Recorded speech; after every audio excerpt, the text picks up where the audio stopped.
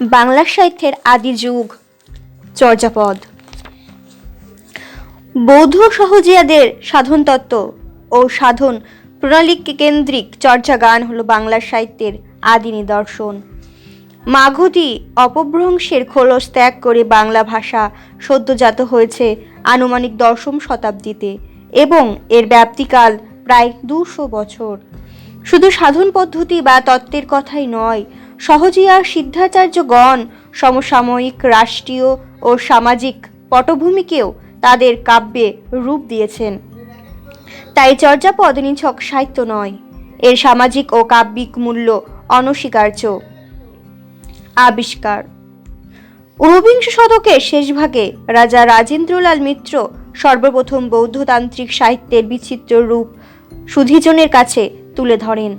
তিনি নেপাল ভ্রমণ করতে এই শ্রেণীর বহু পুঁথি উদ্ধার করেন। রাজেন্দ্রলালের মৃত্যুর পর মহামহোপাধ্যায় হরপ্রসাদ শাস্ত্রীর ওপর সরকার কর্তৃক পুঁথি অনুসন্ধানের ভার পড়ে। এজন্য তিনি বারবার নেপাল ভ্রমণ করেন। মুসলমান আক্রমণের পূর্ব থেকেই পৌরাণিক হিন্দু ধর্মের পুনরুত্থানের যুগে বৌদ্ধদের কেউ কেউ তাদের গ্রন্থ ও শিষ্যাদি সহ বাংলার বাইরে নেপাল, ভুটান, তিব্বতে চলে যান। এই সিদ্ধান্তের বশবর্তী হয়ে শাস্ত্রী মহাশয় তৃতীয়বার নেপাল যাত্রা করেন এবং চর্যাপদের পুঁথি আবিষ্কার করেন। সেই সময়টা 1907 খ্রিস্টাব্দ। এই সময়ে তিনি নেপালের রাজদরবার থেকে কয়েকটি পুঁথি সংগ্রহ করে আনেন, যার মধ্যে ছিল চর্যাপদের পুঁথি। পুঁথির পরিচয়। হরপ্রসাদ শাস্ত্রী আবিষ্কৃত চর্যাপদের পুঁথিটি তাল পাতায় লেখা। একটি পাতার উভয় পৃষ্ঠেই পঙ্কোক্তিগুলি এক টানা সাজানো। প্রতিটি পৃষ্ঠায় 5টি করে পঙ্কোক্তি। লুপ্ত পাতাগুলি বাদে পুঁথির পাতার সংখ্যা মোট 64টি। শেষের পাতার পৃষ্ঠার সংখ্যা 69, অর্থাৎ মোট 5টি পাতা নেই। সেগুলি হল 35, 36, 37, 39 ও 66 সংখ্যক পৃষ্ঠা। প্রথম পাতার দ্বিতীয় পৃষ্ঠা থেকে গ্রন্থের শুরু। পুঁথিটির শুরু হয়েছে নম শ্রী বজ্র যোগিন্য শব্দ দিয়ে, তারপর শ্রী সদ গুরু বক্তৃ পঙ্কজ নামক বন্দনা ও বস্তু নিদর্শক শ্লোক। তারপরে তৃতীয় পঙ্কোক্তির মাঝামাঝি থেকে কা আ তরু বড় নামক প্রথম পদ, রাগ পট্টমঞ্জরির উল্লেখ, তারপর টিকা এবং টিকার শেষে গানের ক্রমিক সংখ্যা। এভাবে পুঁথিতে পরপর পদগুলি সন্নিবেশিত। পুঁথিতে গানের সংখ্যা 50টি হলেও মাঝখানের ও শেষের কয়েকটি পাতা না পাওয়ায় 23 সংখ্যক গানের 6টি চরণ ছাড়া 24, 25 ও 48 সংখ্যক গান সম্পূর্ণ লুপ্ত। এই 3টি পদ লুপ্ত হলেও তিব্বতী অনুবাদে তা পাওয়া গিয়েছে এবং 3টি পদের পদকর্তা যথাক্রমে কাহ্নুপাদ, তান্তিপাদ এবং কুক্কুরিপাদ। হরপ্রসাদ শাস্ত্রীর সংগৃহীত পুঁথিটি নানা দিক থেকে অপূর্ণাঙ্গ। সে কারণে কতগুলি সংশয় ও সমস্যার সৃষ্টি হয়েছে। প্রথমত, আবিষ্কারক গ্রন্থটির নামকরণ করেছেন চর্যাচর্য বিনিশ্চয়, যা পুঁথিতে কোথাও নেই। তাহলে তিনি এর নাম কোথায় পেলেন? দ্বিতীয়ত, মোট 50টি পদের 3.5টি পদ নেই এবং আড়াইটি 23-24 পূর্ণ এবং 25 সংখ্যক গানের প্রথমাংশ। গানের টিকা লুপ্ত। তৃতীয়ত, প্রাপ্ত পুঁথিতে 10 সংখ্যক চর্যা টিকার পরে ব্যাখ্যা করা হয়নি এবং আবিষ্কারক লিখেছেন চর্য সংগ্রহে গানটি ছিল বোধোদয়, যা জিজ্ঞাসা সৃষ্টি করে। চতুর্থত, প্রকাশিত গ্রন্থে যে চর্যাগীতি ও টিকা মুদ্রিত হয়েছে তাতে উদ্ধৃত গানের সঙ্গে কোনো কোনো স্থানে টিকা ধৃত পাঠের অমিল লক্ষ্য করা যায়। প্রশ্ন জাগে, কোন পাঠটি খাঁটি উদ্ধৃত গানের না টিকা ধৃত পাঠের? পঞ্চমত, আবিষ্কারক দোহা ও চর্যা উভয় ভাষাকেই বাঙ্গালা বলে ঘোষণা করেছেন, কিন্তু উভয় ভাষার পার্থক্য ভাষাতাত্ত্বিকদের মধ্যে স্পষ্ট হয়ে উঠেছে। টিকা প্রসঙ্গ: চর্যার প্রাপ্ত পুঁথিতে যে টিকা পাওয়া যায় তা মূল পদ উপলব্ধির ক্ষেত্রে গুরুত্বপূর্ণ। এই টিকা সংস্কৃত ভাষায় রচিত এবং এই টিকার নাম নির্মলগিরা টিকা। টিকাকার মুনি দত্ত। নেপালি পুঁথিতে শেষ কয়েকটি পৃষ্ঠা না থাকায় টিকাকারের নাম না পাওয়া গেলেও তিব্বতী অনুবাদে টিকাকার মুনি দত্তের নাম পাওয়া যায়, যিনি সম্ভবত চতুর্দশ শতাব্দীতে বর্তমান ছিলেন। বৌদ্ধতান্ত্রিক পরিভাষার তার দখল ছিল বলেই চর্যার ব্যাখ্যা যথেষ্ট স্বচ্ছ হয়েছে। চর্যা টিকার মূল গানের প্রচুর শব্দের সমাবেশ দেখা যায়। গানগুলির শুদ্ধ পাঠ নিরূপণে উদ্ধৃত পাঠান্তরগুলির গুরুত্ব যথেষ্ট। গানগুলির ভাষা বাংলা হলেও টিকার ভাষা সংস্কৃত। যেমন ১ নং গানে এরি এও, টিকায় বিহাই। সংস্কৃত শব্দ: টিকার সংস্কৃত শব্দগুলি শুধু অর্থ নির্ধারণে নয়, ক্রিয়াপদের ভাব ও কাল নির্ণয়ে সাহায্য করে। চর্যা গানে অনেক শব্দের দুরূহ অর্থ নির্ধারণে টিকার সাহায্য একান্ত প্রয়োজনীয়। যেমন ৬ সংখ্যক গানে হরিণীর অর্থ টিকায় রয়েছে বিষপান, ভবগ্রহান, হরতি খণ্ডয়তি হরিণী, অর্থাৎ হরণ করে বলে হরিণী। চর্যা গান দ্বৈথক শব্দাবলীর ভাণ্ডার। একটি বাহ্যিক অর্থ, অন্যটি গুরু পরম্পরা প্রদত্ত অর্থ। যেমন হরিণ কথার আভিপ্রায়িক অর্থ চঞ্চল চিত্ত এবং হরিণী কথার আভিপ্রায়িক অর্থ জ্ঞানমুদ্রা। আচার্য মুনি দত্ত শিষ্যদের এ বিষয়ে উপলব্ধির জন্য টিকা রচনা করেছিলেন, তাই এই টিকা গুরুবচনের পথ শুরু করেছে বা প্রদর্শক। টিকাগুলিতে বক্তব্যর সমর্থনে যে সমস্ত শাস্ত্র গ্রন্থ ও সিদ্ধাচার্যদের রচনাংশের উদ্ধৃতি সংকলিত হয়েছে তার গুরুত্ব অপরিসীম। এই উদ্ধৃতিগুলি সংস্কৃত, প্রাকৃত, অপভ্রংশ ও বাংলা ভাষাতে রচিত। যেমন ৮ নং ও ১৮ নং টিকায় উল্লেখিত হয়েছে, খালত পড়িলে কাপুর নাশই। ডক্টর প্রবোধচন্দ্র বাগচি মনে করেন এটি কৃষ্ণাচার্য পাদের রচনা। বাহ্য অর্থে খালে পড়লে কর্পূর নষ্ট হয়, কিন্তু গুণার্থে হল ললনা রসনা নারীতে পড়লে বোধিচিত্র রূপ শুক্র নষ্ট হয়। এইসব টিকা থেকে এও অনুমান করা যায় যে চর্যাকারগণ চর্যা গান ছাড়াও প্রাকৃত অপভ্রংশ ভাষায় দোহা ও সংস্কৃতে গ্রন্থে রচনা করেছিলেন।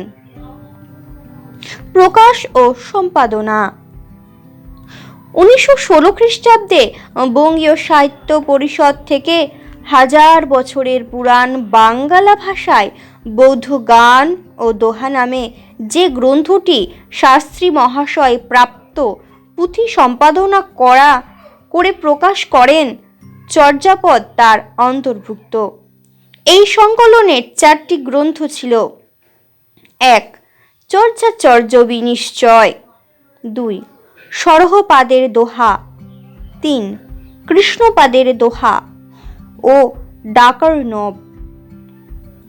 এই গ্রন্থ প্রকাশের ও মুদ্রণের ১৯১৬ খ্রিস্টাব্দের সঙ্গে সঙ্গে পণ্ডিত মহলে চাঞ্চল্য সৃষ্টি হয়। ভাষাতাত্ত্বিক সুনীতি কুমার চট্টোপাধ্যায় এই সিদ্ধান্তে এসেছেন যে এই ৪টি গ্রন্থের মধ্যে একমাত্র চর্যাপদের মধ্যে প্রাচীন বাংলার নিদর্শন রয়েছে। নামকরণ: হরপ্রসাদ শাস্ত্রী পুঁথি আবিষ্কারের পর গ্রন্থের নাম দিয়েছিলেন চর্যাচর্য বিনিশ্চয়। মুখবন্ধে তিনি লিখেছেন, 1907 সালে আবার নেপালে গিয়ে আমি কতগুলি পুঁথি দেখিতে পাইলাম। একখানির নাম চর্যাচর্য বিনিশ্চয়। উহাতে কতগুলি কীর্তনীর গান আছে ও তাহার সংস্কৃত টিকা আছে। গানগুলি বৈষ্ণবদের কীর্তনের মতো। গানের নাম চর্যাপদ। গ্রন্থের নাম বিচারের ক্ষেত্রে দুটি বিষয় বিবেচ্য: ক সংকলিত গীত, খ সংস্কৃত টিকা। নামকরণের ক্ষেত্রে সংস্কৃত টিকার চেয়ে সংকলিত গীত এর দিকটি বেশি বিবেচ্য হয়েছে। যেমন: 1. বিধুশেখর ভট্টাচার্য শাস্ত্রী মন্তব্য করেছেন, গ্রন্থের শুদ্ধ নাম হবে আশ্চর্য চর্যা চয়, কারণ নির্মলগিরা টিকার বস্তু নির্দেশক শ্লোকে এই নামটি রয়েছে। ইন্ডিয়ান হিস্টোরিক্যাল কোয়ার্টারলি, ভোল 4। 2. প্রবোধচন্দ্র বাগচি চর্যাগৃতি কোষ। 3. সুকুমার সেন চর্যাগৃতি পদাবলী। 4. হরপ্রসাদ শাস্ত্রী চর্যাপদ।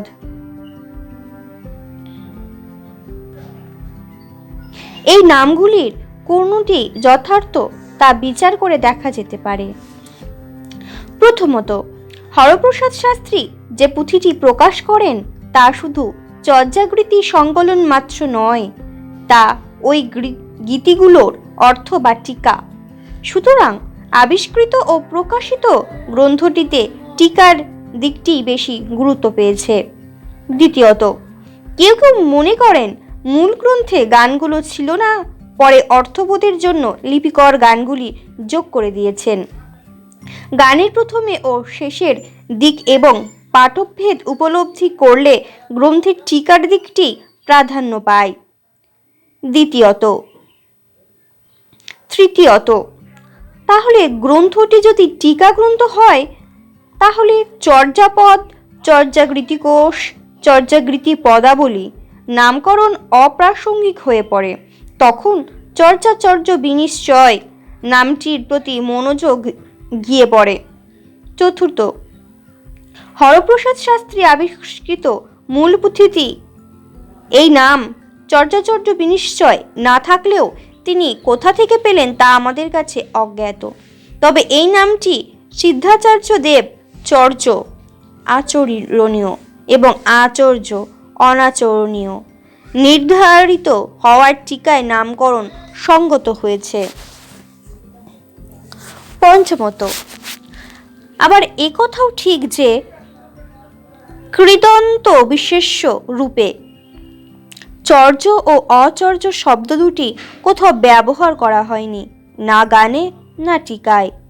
সুকুমার সেনও মনে করেন চর্যাচর্য বিনিশ্চয় নামটি অশুদ্ধ, শুদ্ধ নাম হবে চর্যাচর্য বিনিশ্চয়। বলা বাহুল্য, এগুলি সবই পরিকল্পনা মাত্র, কেননা গ্রন্থের পরিশিষ্টে হরপ্রসাদ শাস্ত্রী তিব্বতী অনুবাদের চাঞ্চুর তালিকা সন্নিবিষ্ট করেছেন। তালিকায় মুনিদত্তের নামে চর্যাগৃতি কোষ বৃত্তি গ্রন্থখানির উল্লেখ আছে। অবশ্য মুনিদত্তের টিকায় গ্রন্থটির নাম ছিল চর্যাগৃতি কোষ টিকা, যা তিব্বতী অনুবাদে হয়েছে চর্যাগৃতি কোষ বৃত্তি। সুতরাং চর্যাগৃতি কোষ বৃত্তি নামের সার্থকতা বিচার করা যেতে পারে। ক গীতি সংকলনের দিক থেকে চর্যাগৃতি নামটি অমান্য করা যায় না। হরপ্রসাদ শাস্ত্রীর চর্যাপদ, বিধুশেখর শাস্ত্রীর আশ্চর্য চর্যাচয় এবং মুনিদত্তের তিব্বতী টিকার চর্যাগৃতি কোষ প্রভৃতি নাম আসলে গীতের দিক থেকে নামকরণ, এবং সে কারণে সুকুমার সেনও চর্যাগৃতি পদাবলী নামটি গ্রহণ করেছেন। খ জাহ্নবী কুমার চক্রবর্তীর চর্যাগৃতি কোষ নামটিকে বিষয়বস্তু ও প্রকাশরীতির দিক থেকে তাৎপর্য বোধক বলে মনে করেছেন এবং তা চাঞ্চুর তালিকার সমর্থিত। তার মতে গ্রন্থর নাম চর্যাপদ হওয়া বাঞ্ছনীয় নয়, কেননা পরবর্তীকালে পদ বলতে 2 পংক্তির শ্লোককে বোঝাতো। দ্বিতীয়ত, চর্যাগীতি পদাবলী নামটিও পুনরুক্তি দোষে দুষ্ট। তৃতীয়ত, বিদুশেখর শাস্ত্রীর আশ্চর্য চর্যাচয় নামটি অনুপ্রাসযুক্ত ও টিকা সমর্থিত হলেও আশ্চর্য শব্দটি চর্যার বিশেষণ রূপে প্রযুক্ত। এমনকি টিকায় আর একটি বিশেষণের বিশেষণ যোগ করা হয়েছে, অত্যাশ্চর্য। তাই অত্যাশ্চর্য নামটি বাদ দিয়ে গ্রহণ করার মধ্যেও যুক্তি নেই। তাছাড়া এই নামই গ্রন্থ হলে অন্তত দ্বিতীয়বার শব্দটির উল্লেখ থাকত। সুতরাং চর্যাগীতি কোষ নামটি অর্থবোধক এবং তা বৌদ্ধ সহজিয়াদের সাধন চর্চা বিষয়ক সঙ্গীতের সংকলন। চর্চা, গীতি ও কোষ এই 3টি পদের সমস্ত পদ হল চর্যাগীতি কোষ। ক, চর্চা। চর্চা শব্দটি চর ধাতু থেকে নিষ্পন্ন। চর্যা টিকায় বলা হয়েছে যোগীর অবস্থান ও বিহারাদির নিয়মই চর্চা। বজ্রযানে চর্যা শব্দটি ক্রমশ বিশিষ্ট এক আচরণ বিধিতে পরিণত হয়েছে,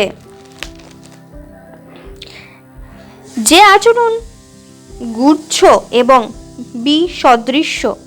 টিকাকার বিভিন্ন প্রসঙ্গে কোনটি কি ধরনের চর্চা তার নির্দেশন দিয়েছেন। ফলে গানগুলির মূল বিষয় যে চর্যা সে বিষয়ে কোনো সন্দেহ নেই। খ, গীতি। চর্যাগুলির প্রকাশরীতি হল গীতি। বৌদ্ধ সহজিয়া সাধকদের ভাবগীতের মাধ্যমে প্রকাশিত হয়েছে।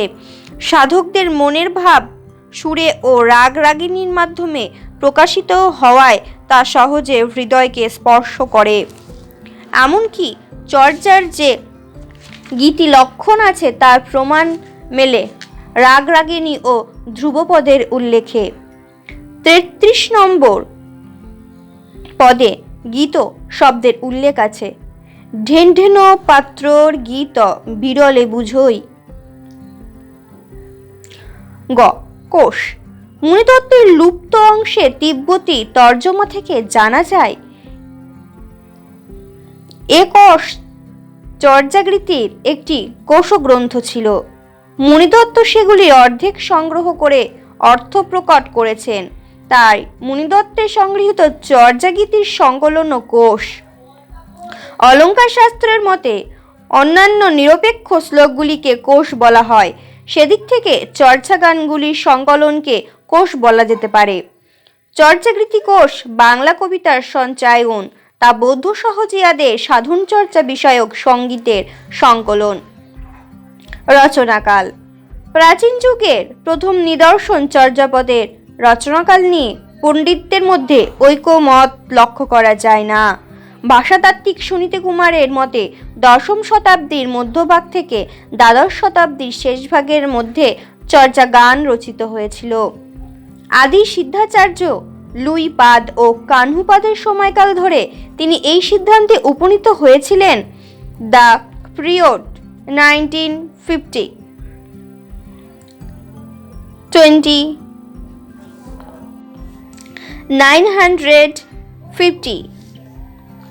to 1200 AC would thus seem to be reasonable date of the give this poem ODBL.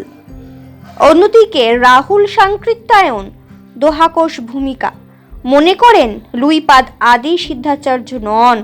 আদি সিদ্ধাচার্য সরহপাদ। ইনি বৌদ্ধ আচার্য শান্তিরক্ষিতের সমসাময়িক। সেই জন্য সরহপাদের সময়কাল 8ম শতাব্দী। তাই সিদ্ধাচার্যদের আবির্ভাবকাল 8ম থেকে 11 শতাব্দী।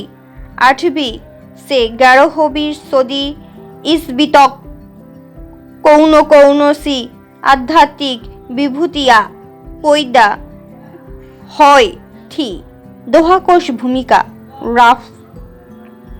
এই বিষয়ে তৃতীয় মত পোষণ করেন ভাষাতত্ত্ববিদ মোহাম্মদ শহীদুল্লাহ। তিনি তিব্বতী ঐতিহ্য অনুসারে গুরু সবরপাদকে আদি সিদ্ধাচার্য বলেছেন।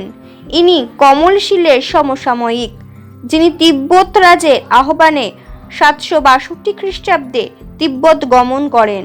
তার সাক্ষ্য প্রমাণে 650 খ্রিস্টাব্দকে বাংলা ভাষার আরম্ভকাল বলতে হয়। এভাবে মতভেদের অন্ত নেই, তবুও বেশিরভাগ পণ্ডিতদের মতে সুনীতি কুমার মতকে স্বীকার করে চর্যাগীতি রচনাকাল ধরা হয় 1000 খ্রিস্টাব্দ থেকে 1200 খ্রিস্টাব্দ। পদ ও পদকর্তা। চর্যাপদ বিভিন্ন পদকর্তাদের রচনা সংকলন।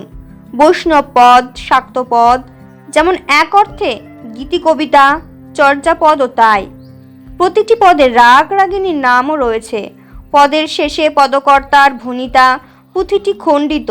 এতে মোট 50টি পদ ছিল, কিন্তু 3টি পুরো পদ ও একটি পদের শেষাংশ নষ্ট হয়ে গেছে।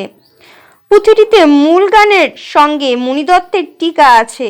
মোট 24 জন সিদ্ধাচার্য এই পদগুলি রচয়িতা। তিব্বতী ও ভারতীয় ঐতিহ্য অনুসারে সিদ্ধাচার্যদের সংখ্যা 84 জন।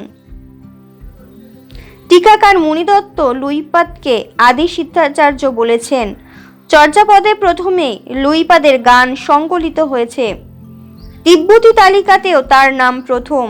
অন্যান্য পদকর্তাদের মধ্যে অন্যতম হলেন ভূসুকপাদ, কানহুপাদ, কুক্কুরিপাদ, চাটিলোপাদ, ঢেণ্ঢনপাদ ইত্যাদি। এই নামগুলি ছদ্মনাম, কারণ ডোমপিপা ডোম নন, তিল্লোপা তৈলিক নন, এরা উভয়ই ব্রাহ্মণ। মনে করা হয় কোনো কারণে তারা ছদ্মনাম গ্রহণ করেছিলেন। লুইপাদের গান চর্যাগীতিতে প্রথমে সংকলিত হয়েছে। ইনি বৌদ্ধ সিদ্ধাচার্য। তার গ্রন্থগুলি সবগুলি বৌদ্ধ দর্শন সংক্রান্ত। দোহাকোষ ও গীতিকা বাদে তিনি শ্রীভদ বদ অভিসময় বিভঙ্গ, বুদ্ধোদয় ও বজ্র সত্য সাধন রচনা করেন। লুইপাদের নামে 2টি চর্যা 1-29 চর্যাগীতিতে সংগৃহীত হয়েছে। এই 2টি গানের সহজ ধর্মের সাধ্য সাধনা তত্ত্ব প্রকাশিত হয়েছে। কবি দৃষ্টি অপেক্ষা সাধক দৃষ্টি লুইপাদের সবচেয়ে বেশি। তার রচিত পদগুলিতে তত্ত্ব থাকলেও তা বেশ সাবলীল, অলঙ্কারের ভারে বা পারিভাষিক শব্দে কণ্টকিত নয়, যেমন তার রচিত প্রথম গান কা আ তরুবর পঞ্চবিডাল চঞ্চল চিয়ে পৈঠা কালো দীর্ঘ করিয় মহাসুহ পরিমাণ লুই ভনই গুরু পুচ্ছিয় জানো। অর্থাৎ কায়ারূপ তরুবরের 5টি ডাল চঞ্চল চিত্তে কাল প্রবিষ্ট হয়, চিত্তকে দৃঢ় করে মহাসুখ পরিমাণ করো। লুই বলেন, গুরুকে প্রশ্ন করে জানো। আর একজন শক্তিমান চর্যাকার হলেন ভূসুকপাদ।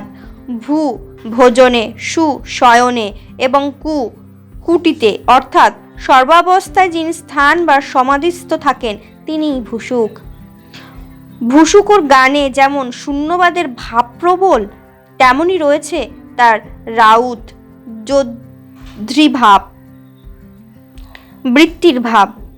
চর্যাগীতিতে ভূসুকুর ভণিতায় মোট 8টি গান 6, 21, 23, 27, 30, 41, 43, 49 সংখ্যক পাওয়া যায়।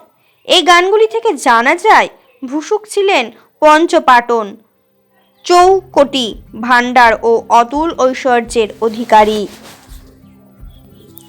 ভূসুকের গানে যেমন শূন্যবাদের ভূসুক শুধু সিদ্ধ সাধক ছিলেন না, তিনি ছিলেন সুন্দরের সাধক, শিল্পী।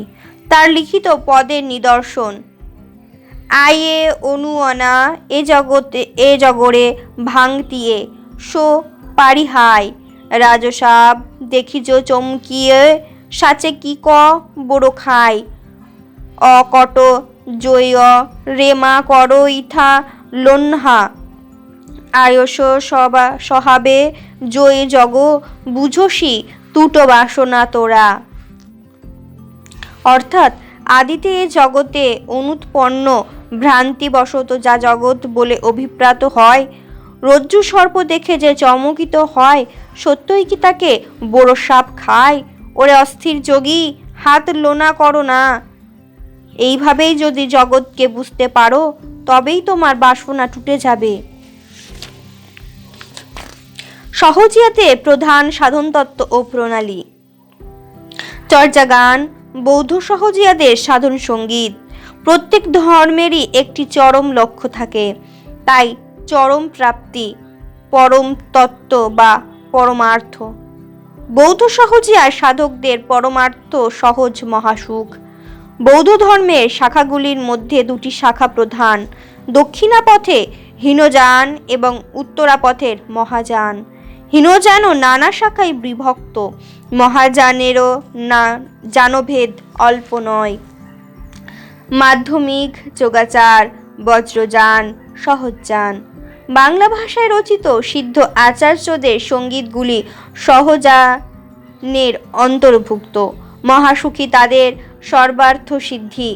তান্ত্রিক বৌদ্ধদের নির্মাণ ভাবনায় মহাসুখ নব সংযোজন।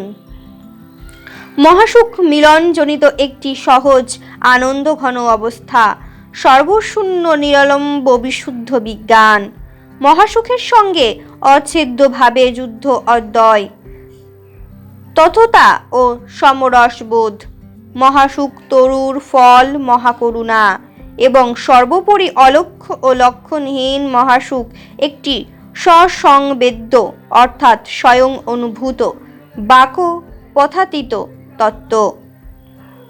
মহাসুখের অপর নাম সহজ বা সহজানন্দ।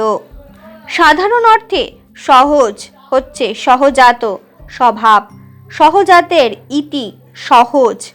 দ্য ওয়ার্ল্ড সাজাজ literally means that which is inborn or which originate with the birth. Obscure religions called S.B. Dasgupta. আসলে মহাসুখ বা সহজানন্দ একটি অচিন্তনীয় মহাসুখকর অনুভব। পার্থিব জগতে নরনারীর মিলনে যে আনন্দ, তারই একটি কোটিগুণিত আনন্দ এই সহজানন্দ। দেহের উপাদানগুলির ভেতর সাধনতত্ত্বের অধিক গুরুত্ব নারীর। দেহস্থ পঞ্চভূত মাটি, জল, তেজ, বায়ু ও শব্দের বাহিকা নারী।